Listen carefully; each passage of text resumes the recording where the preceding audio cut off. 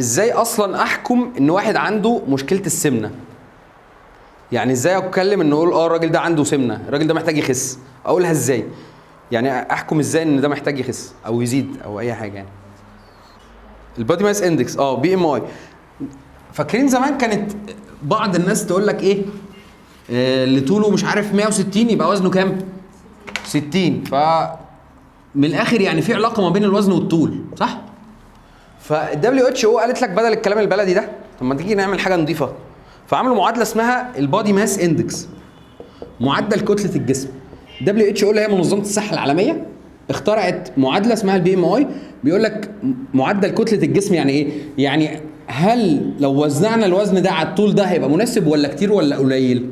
فبنعمل ايه؟ بيقول لك البي ام اي معدل كتله الجسم هيساوي الوزن بالكيلو جرام على الطول مربع بالمتر. فلو احنا واحد وزنه 60 وطوله 160 هيبقى 1.6 مربع. تمام؟ ده ايه البي ام اي؟ حلو؟ فده اول حاجه بسيطه بدانا نعرف بيها هل في مشكله سمنه ولا لا. فاحنا قلنا بشكل بسيط عرفنا ان اللي وزنه مثلا كذا عايز يطوله كذا، فتلاقي لي هنا رقم وليكن ده 23. الرقم ده انا عايز اعرف هو كويس ولا وحش، لازم اقارنه بالرينج المثالي. تمام؟ ايه الرينج المثالي؟ بيقول لي المثالي من 18 ل 25.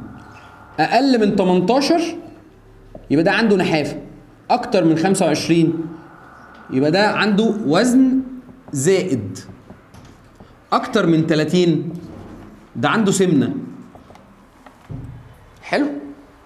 فبدأنا اول خطوه تقريبيه لمعرفه شكل الجسم، هل هو محتاج يخس ولا يزيد.